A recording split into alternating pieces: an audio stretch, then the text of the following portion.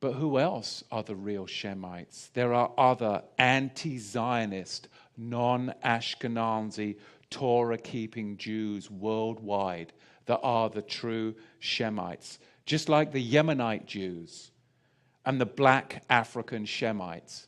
And I most probably shouldn't go here, but I will anyway.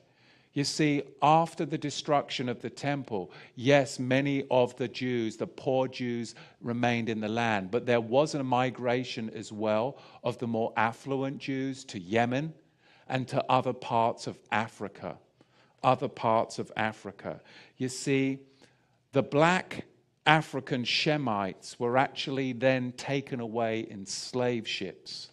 Deuteronomy chapter 28, verse 68. And who were the owners of these slave ships?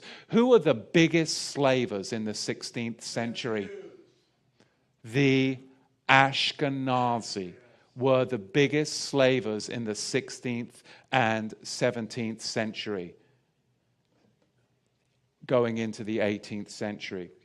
You see, Ashkenazi slaving was huge. This is from, I have to be careful when I say this, so my sources, it's always best to go with Jewish sources, right? Because you just trod on a bunch of toes. So we'll go with the Jewish sources. There's a ton of sources out there, but I'll stick with the Jewish ones because that's just safer.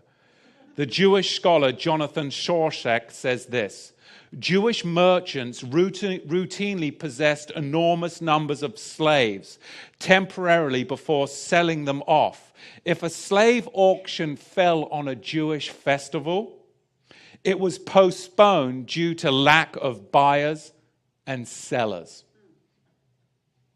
The Jews of Suriname gave their slave plantations Hebrew names such as Machanaim, Nachamu, and Goshen. Rabbi Herbert Bloom adds that the slave trade was one of the most important Jewish activities.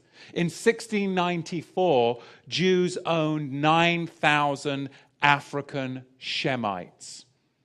Jewish slaving is in fact confirmed by the Jewish Encyclopedia. So in the days that we live, there's nothing more important than this Melchizedek message to the true Shemites. Because this Melchizedek message of the true Shemites is the solution. It is the solution to the Palestinian problem. It is the solution to the Black Lives Matter that is being fomented by the synagogue of Satan. It is the solution to racial tensions, segregation that is all part of the synagogue of Satan's plot for Yahweh's people to fight amongst themselves based upon the color of our skin.